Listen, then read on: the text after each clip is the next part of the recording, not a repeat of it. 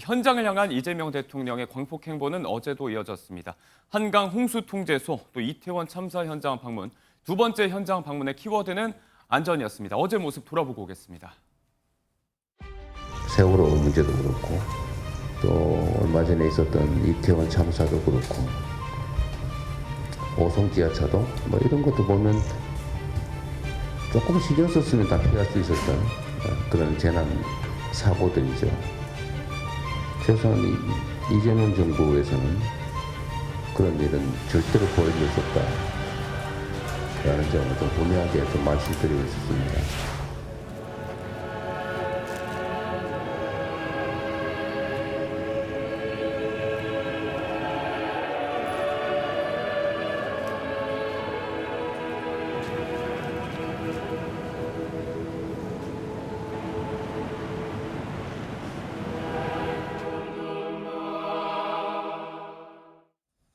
지난달 말에 유세 현장에서 대형 참사 문제 언급하면서 이태원 참사 이야기가 나왔었고 또 취임 선서에도 이 내용이 포함이 됐었습니다. 그리고 취임하고 나서 처음으로 현장을 찾은 셈인데 일단은 이게 원래 예정에 있던 일정은 아니었다면서요? 그렇죠. 뭐 이재명 대통령이 안전을 강조하기 위해서 찾았던 것 같아요. 근데 지금 생각해 보면 세월호 참사도 그렇고 이태원 참사도 그렇고 왜 저런 일이 일어났을까? 세월호 참사 때 빨리 아이들이 구출할 수 있도록 해줬어야 되는데 선장만 가만히 있으라고 해놓고 본인이 가장 먼저 나왔잖아요. 이건 네. 인재거든요. 이태원 참사도 굉장히 오랜 시간 동안 사고 발생 위험이 있었고 이게 112 신고, 119 신고 등이 엄청나게 들어왔음에도 불구하고 확실하게 대처를 해주지 못한 채 결국에는 정말 참사가 발생했어요. 예. 그럼에도 불구하고 그 무능을 탓하고 반성하지 않고 이게 뭐 참사가 아니다, 그냥 사고다, 희생자가 아니라 사망자다라고 하는 이런 표현 자체에만 집중한 그런 무능한 정부였거든요. 그래서 이재명 정부는 정말 안전한 정부, 민생 정부로서 빠르게 움직일 수 있는 네. 그런 정부였으면 좋겠다 이런 생각이 듭니다. 이번 정권에서는 그런 일이 절대 벌어질 수 없다라고 공언을 했는데 이 사고 발생의 원인 규명을 떠나서 실제 참사가 있었던 3년 전 윤석열 전 대통령의 당시 대처를 두고 좀 아쉽다는 이야기도 많이 나왔었습니다. 당시의 모습을 잠시 돌아보고 오겠습니다.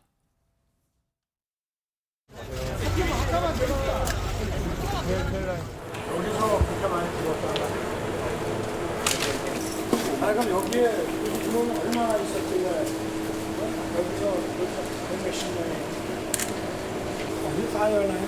거기서부터 5.7m 내에서 사상자가 다 나와. 내려가는 골목이 저기인가요? 네, 맞습니다. 뭐 5.7m? 5.7m 내에서 그 300여 안에서? 명이 살려요. 그럼 이 폭은 얼마나 돼요? 3.2m입니다. 대통령님 질문이 있습니다. 질문 잠깐 받아주십시오. 대통령님 질문이 있습니다. 사망자가 더 늘어날 가능성도 있습니다. 행안부 장관 이상민, 용산 구청장 박희영, 용산 경찰서장 이인재, 112 치안 종합상황실장 류미진 뭐하고 있었냐고 묻고 싶습니다. 유족들이 모이면 안 되는 것입니까? 유족들이 무슨 반정부 세력도 됩니까? 정부를 향한 유족들의 항의도 보셨고 참사 현장을 찾았던 윤석열 전 대통령의 일부 발언들 저희가 보여드렸는데 일단은 바로 빠른 명확한 사과가 나오지 않았다는 점에서 사실 나중에 사과가 있긴 했지만 여권 일각에서도 이런 부분에 대한 비판이 좀 제기되고 나서 좀 뒤늦은 사과 아니었냐 이런 비판이 당시에 있었거든요. 이재명 대통령께서 이재명 정부에서는 이런 그 참사가 없도록 하겠다라는 말씀 저도 간절히 그렇게 되기를 바랍니다. 네. 다만 이것은 이제 과거에 이제 그 세월호 참사 때 우리가 경험했었던 것처럼 일부 세력들이 끊임없이 이제 정쟁의 도구로 삼았던 네. 그런 전철을 반복하지 말고 정말 시스템적으로 우리 사회가 좀 더 안전하게 될 수 있도록 제도에서부터 그리고 맡은 담당자들의 의식에서부터 그것을 고쳐나가는 그런 역할들을 해주시기를 간절히 바라고요. 네. 국민들의 마음을 좀 읽는 이해하고 또는 그 어루만지는 그런 감수성이 저는 그 윤 전 대통령에게 부족했었다고 생각합니다. 그런 부분을 뭐 새 대통령이 잘해주길 바라고요. 네. 그렇게 해서 우리 사회 좀 안전한 사회가 됐으면 좋겠습니다. 다시는 이런 일이 일어나지 않아야 한다는데 뭐 여야 모두 막론할 것 없이 중지를 모아가는 과정인데 영상에서도 보셨지만 이제 유가족들이 목소리를 높였고 당시에 1년 지나서 있었던 1주년 추모 행사에도 윤석열 대통령의 모습이 보이지 않았다는 점에서도 비판의 목소리가 좀 존재했었거든요. 그러니까 윤석열 전 대통령이 보면 대통령으로서의 역할을 수행했어야 되는데 아주 완고한 그냥 특수부 검사 생활을 계속 3년간 한 거 아닌가. 국민들이 많은 희생을 겪었다라고 한다면 당장 윤석열 정부에 부담이 되는 이런 생각을 넘어서 이렇게 많은 사람들이 사망했는데 내가 더 잘했더라면 네. 내가 더 눈물을 흘리고 함께 했더라면 내가 지시를 잘 했더라면 이렇게 공감하면서 유가족들과 슬픔을 함께 했더라고 한다면 윤석열 정부에게 부담이 덜 왔을 거예요. 근데 오히려 이걸 재차 외면하면서 자신의 잘못이 없는 것처럼 그리고 이걸 야당을 향해서 정치적으로 선동하는 것처럼 이렇게 비판하다 보니까 예. 정작 자신의 정부가 몰락한 거거든요. 그래서 이재명 정부에 있어서는 그렇게 무능하고 무책임한 일은 없을 것이다. 저는 이재명 정부가 잘 할 것이다. 네. 그리고 정말 윤석열 정부를 반면교사 삼아야 된다라고 생각합니다. 두 분의 말씀처럼 뭐 정치적인 해석은 뒤로 하고 다시는 이런 일이 없어야 한다. 여기에 대해서 좀 간절한 바람이 있습니다. 그리고 어제 이태원 참사 현장을 찾기 전에는 이건 예정된 일정이었습니다. 장마가 올해 좀 빠를 수 있다는 관측이 나오면서 미리 대책 점검을 한다는 차원에서 한강 홍수 통제소를 대통령은 방문을 했는데 여기에서 1시간 20분간의 실무진 회의가 있었고 정말 다양한 아이디어가 나왔던 것 같습니다. 회의의 모습 잠시 보여드리겠습니다. 이 안전 관련 부서는 사실 책임도 크잖아요. 사고 나면 무책당하잖아요. 심지어 구속당할 수도 있잖아요. 공무원 인생이 끝날 수도 있잖아요. 그러니까 여기는 진짜 예우 대우를 잘해줘야 돼요. 그러니까 다 도망가려고 그러고 거기서 대개는 미움받는 공무원들 글로 보낸단 말이에요. 네, 그래야만 돼요. 그러니까 이걸 어쨌든 좋은 사례들은 최대한 발굴해가지고 보상을 많이 해야지. 가방권을 준다든지. 가방권 뭔지 알아요? 가방권. 가방권 알아요? 알죠. 까먹으면 그러면 안 되는 거 아닙니까? 인사 담당 부서가 안전을 관리하는 것 아니냐 이런 아이디어에 대해서는 뭐 현장에서 또 즉석 검토 지시를 하기도 했고 여러 가지 차원의 아이디어가 짧은 시간에 나왔던 것 같습니다.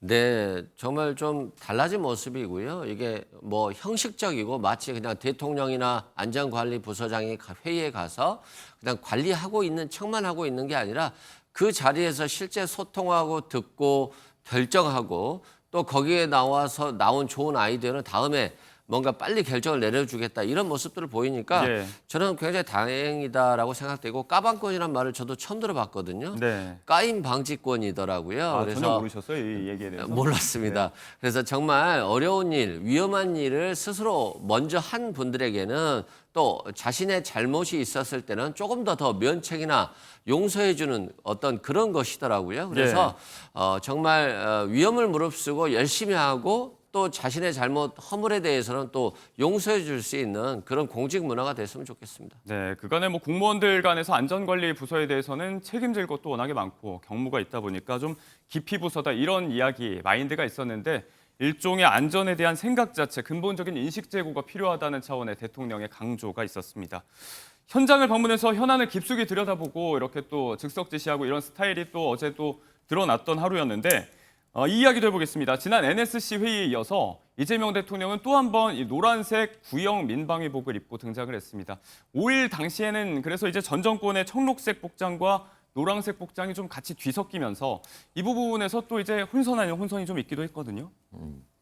아니 뭐 그거 뭐 큰 문제는 아닌 것 같고요. 네. 뭐 나한테 굳이 뭐 사이즈가 안 맞으니까 옛날 거지만 노란색 입겠다 이런 말씀 뭐 전 좋다고 생각합니다. 그렇게 예. 실용적으로 하고 허식에 얽매이지 말라 뭐 그런 취지라고 전 이해를 하고요. 현장 가면서 저렇게 점검하는 것도 전 좋다고 생각합니다. 네. 저는 비판을 위한 비판을 하고 싶지는 않은데 네. 다만 국민의 한 사람으로서 제가 우려되는 부분은 네. 안전, 그다음에 이제 공직 기강 이런 것들은요. 공무원 사회가 정말 청렴하고 그리고 외부에서 영향받지 않고 외부와의 어떤 결탁이 없고 이랬을 때 거기서 공무원 조직이 기강이 잡히고 그것이 안전으로 이어지고 이렇게 되는 것입니다. 그런데 우려할 수 없는 부분은 우려하지 않을 수 없는 부분은 이재명 대통령께서 성남시장, 경기지사일 때 우리가 많은 사건들이 일어났었던 것을 다 알고 있습니다. 예. 개발 비리, 천문학적인 개발 비리 혐의가 있었고 외부 민간 기업들이 연결된 후원과 관련된 사건도 있었고 대북 불법 송금 사건도 있었습니다. 다 재판받고 있고 대부분의 공범들이 다 이미 확정 판결까지 받은 경우가 많아요. 그렇다면은 설령 만에 하나 정말 이재명 당시 시장이나 지사께서는 직접 관련이 없다고 하더라도 책임이 있는 것이죠. 이 행정에 대한 전반적인 책임이 있는 것인데 네. 저는 이런 일을 반면 교사 삼아서 그때는 그런 일이 있었지만 네. 이제는 대통령 되셨으니 이제는 그런 일이 없도록 공직사회가 정말 청렴하고 기강이 잡히고 그래서 거기에서부터 안전도 나오고 국민을 위한 유익이 나오고 예. 그렇게 해주시기를 간절히 바랍니다. 알겠습니다. 또 윗물이 맑아야 되고 공직 기강 차원에서도 이게 안전 문제와 직결될 수 있다. 우려 섞인 경계도 한번 해주셨습니다.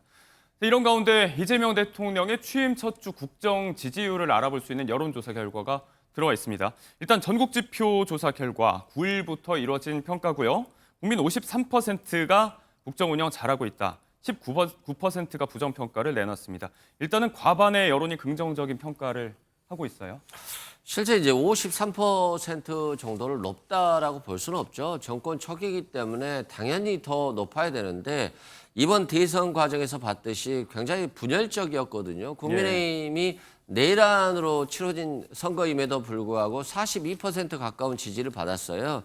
그건 그만큼 여야 간의 분열이 크다라는 말도 되고 이재명 대통령에 대한 아직 믿음이 부족하다는 말도 되거든요. 그래서 이제 임기 시작했으니까 5년 동안 이재명 정부가 정말 유능한 정부, 경제에 있어서는 이재명이라고 하는 어떤 역사가 수십 년 후에도 경제는 이재명 대통령이 잘했어라고 네. 하는 기억들을 남을 수 있도록 좀 잘 해주셨으면 좋겠고 또 윤석열 정부에서는 책임지는 사람들이 없었어요. 어떤 재난이 발생해도 책임지고 사퇴하는 사람이 없고 또 사퇴시키는 사람이 없었기 때문에 이재명 정부에서는 신상필벌, 잘못한 게 있으면 확실히 벌하고 잘한 게 있으면 상을 주는 그런 방식으로 성과를 좀 냈으면 좋겠고요. 마지막으로 올해 내란 특검이든 김건희 특검이든 잘 마무리하고 내년부터는 더욱더 통합에 좀 더 신경을 써주셨으면 좋겠다라고 생각합니다. 현안 관련된 평가를 주고 계신데 지금 저희가 보여드리는 그림은요. 이재명 대통령이 당초 예정대로 오늘 재계 총수와 단체장들과 간담회를 가졌다는 소식을 전해드리면서 이 그림을 함께 보여드리고 있습니다. 화면에 보시고 계신 이재용 회장, 최태원 회장 등의 재계 인사들, 경제 6단체장이 함께 참석해서 경제 활성화를 위한 활로를 모색하는 자리가 조금 전에 회동이 이루어지면서 만들어지고 있다는 이야기를 잠시 지금 들어온 소식으로 전해드리도록 하겠습니다. 네, 이렇게 인수위 없이 출범한 상태 국정평가의 기반에는요. 대통령실 직원들의 경무 이야기도 있습니다. 과로 때문에 응급실로 또 실려갔다는 직원의 이야기를 저희가 며칠째 하고 있는데 이른바 어쩌다 공무원이라고 하죠. 별정직 공무원들의 근태 문제도 논란이 되고 있습니다. 이 부분에서 이제 대통령실의 브리핑도 있었고 인력난을 겪고 있는 배경, 이 차원에서 설명이 좀 이루어졌거든요. 네, 아무래도 전 정부에서는 어쨌지 않냐 이런 것보다는 이재명 정부는 확실하게 일을 열심히 하겠다.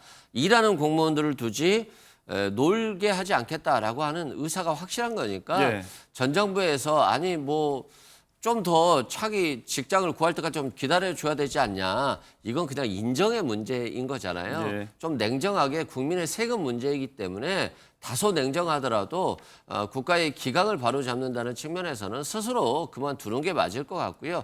인수위가 없다 보니까 전 정부 인사, 현 정부 인사가 함께 일하는 시간이 없어진 거예요. 그래서 예. 정부 들어서자마자 나토 회의도 가야 되고 G7 정상회의도 가야 되는 등 사실상 인력이 부족한 게 맞습니다. 그래서 전 정부 별정직 공무원들이 신속하게 사표를 냈고 또 새로운 인사들이 들어와서 네. 정부가 잘 운영될 수 있도록 좀 도와주시면 좋을 것 같습니다. 이런 부분 때문에 이제 전 정부 어공들, 별정직 공무원들에 대해서 6월 중순까지 강제 해고 절차에 착수한다. 이제 의원 면직이 시작됐다 이런 보도도 나왔거든요. 이거 원래 정권 바뀌면요, 그 대통령실의 이른바 어공 원래 공무원이 아니었던 분들은 다 바뀌는 거예요. 당연히 예. 면직되는 거예요. 근데 이 부분에 대해서 이제 어제 그 설명도 저희 당 미디어 TV에서 나왔지만 네. 이전 정부 때도 똑같은 것이 있었습니다. 그때는 오히려 숫자가 150명에서 180명이 있었는데 50일간 유예를 줬다. 네, 그렇습니다. 그 다른 행정관들을 임용을 해야 되잖아요. 그러려면 청와대 대통령실 직원은 신원조회를 또 다 해야 됩니다. 예. 그 기간도 필요하고 또 원래 있었던 그 이른바 어공들이 또 다른 그 직업을 구하고 이런 과정도 있기 네. 때문에 그 기간을 기다려줬고 급여도 다 지급했다는 거죠. 그런 이제 선례에 따라서 이분들도 대부분이 이미 사직원을 내고 네. 그 협의 결과를 기다리고 있는 건데 이것을 마치 이제 전 정부 망신주기식으로 뭐 그냥 버티고 있다, 네. 죄다 이렇게 하는 것은 저는 이게 이런 식으로 그 전 정부를 그냥 근거 없이 망신 주는 것은 결국 현 정부한테도 다 이제 나중에 그 부담이 되는 겁니다. 저는 이 대통령이 지금 49% 득표했었는데 53% 올라간 것은 제가 보기엔 그렇습니다. 미국 정상 통화하고 일본 정상 통화하고 네. G7 참석하고 이렇게 실현과 통합으로 가겠다. 그런 의지들이 국민들이 그래 정말 그렇게 하려나 보다라는 것이 뒷받침이 되면 이렇게 올라가는 건데 아까 말씀드린 그런 특검 인사라든가 그다음에 이런 것들 이렇게 가면은 저는 그것은 국민들이 금방 평가할 거라고 생각합니다. 네. 시간적인 여러 차원의 여유가 필요하다는 건데 뭐 아무튼 인수위 없이 출범한 정부의 어려움이기도 하고요. 공세적인 이야기만 오가는 것에 대해서는 좀 아쉬움도 표하셨습니다. 인수인계가 좀 부족한 부분, 부재했던 부분에 대한 부작용은 인력 문제 말고 또 있습니다. 대통령실 홈페이지를 보면 지금 세 단장 중이다. 아예 멈춤 상태고 홈페이지고 SNS 공식 계정이고 전부 다 일단 못 쓰고 있는 실정인데 소유권을 못 넘겨받았다는 이야기가 나오고 있어요. 이 부분에 법적 검토도 지금 하고 있다면서요? 아마 이게 정부 소유이기 때문에 그냥 아이디와 비밀번호만 주면 될 거예요. 그런데 이걸 책임지는 인사가 건네주지 않는 것 같고요. 또한 지금 윤석열 정부에서 특징은 윤석열 전 대통령이 검찰총장 출신이었잖아요. 그래서 문재인 정부를 수사하면서 뭐 민정수석실이든 청와대의 컴퓨터들을 다 조사해서 수사로 이끌어간 적이 있어요. 예. 그래서 자신들에 대한 수사도 있을 것이다라고 생각을 하고 모든 관련 자료를 다 대통령 기록물로 해서 보내버린 거예요. 그러다 보니까 연필도 없고 컴퓨터도 없고 프린터기도 없는데 네. 이제는 대통령실 홈페이지에 소스 코드까지도 안 준다는 거잖아요. 그만큼 수사를 대비한 증거 인멸이 대대적으로 이루어졌다라고 볼 수밖에 없을 것 같고요. 네. 앞으로 이런 것들은 이제 차기 정부로 또 넘어갈 때도 또 문제가 될 것 같거든요. 그래서 이런 분들은 제도화를 좀 시켜서 이렇게 차기 정부가 일을 할 수 없을 정도로 아무런 것들이 없게 하는 거 네. 이런 문제는 다음에는 일어나지 않아야 되지 않나 싶습니다. 말씀하신 근데 이제 증거인멸에 관한 의혹 부분은 전 대통령실에서 선을 그었기 때문에 이후에 수사 상황을 좀 지켜봐야 된다는 말씀을 덧붙이겠습니다. 이런 대통령실이 밝히고 있는 업무 환경에서의 어려움, 인력 문제도 그렇고 이런 기술적인 문제도 그렇고요.